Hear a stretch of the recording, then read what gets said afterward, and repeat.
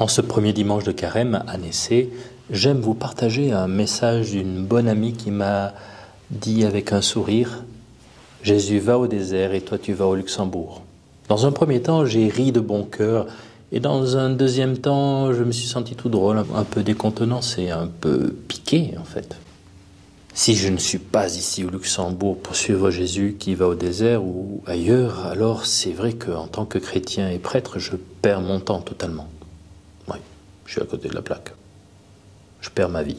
Le carême, c'est suivre Jésus au désert pour vivre avec lui la Pâque. Comment vérifier que je me la raconte pas? Comment vérifier que mes mots ne sont pas juste une belle théorie bien ficelée, catho? Évidemment, il y a les 3 moyens que nous connaissons, prière, jeûne, partage.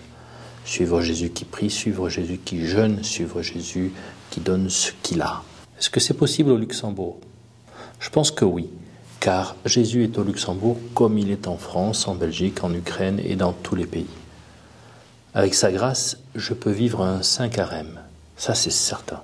Je pense qu'il y a aussi pour moi, et je dis bien pour moi, quelque chose de particulier à vivre du côté de la première lecture de ce dimanche.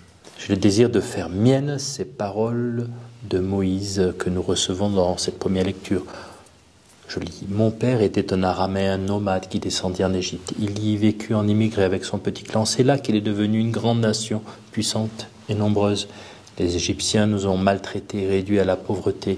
Ils nous ont imposé un dur esclavage. Nous avons crié vers le Seigneur, le Dieu de nos pères. Il a entendu notre voix. Il a vu que nous étions dans la misère, la peine et l'oppression. Le Seigneur nous a fait sortir d'Égypte à main forte et à bras étendus par des actions terrifiantes, des signes et des prodiges.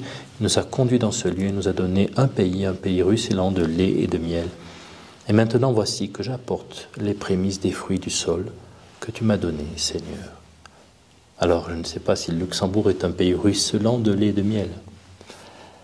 Mais pour moi, avant tout, cette prière de Moïse raconte l'histoire sainte du peuple hébreu. Elle raconte mon histoire sainte, elle raconte l'histoire sainte de chaque croyant, de toi, de nous.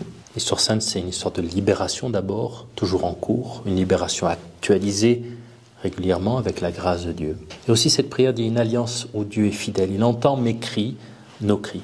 Quels sont mes cris en ce moment ? Quels sont tes cris en ce moment? Et enfin, Dieu m'invite à communier avec lui, notamment en donnant ce que j'ai reçu. Qu'est-ce que j'ai reçu? Quels sont mes dons?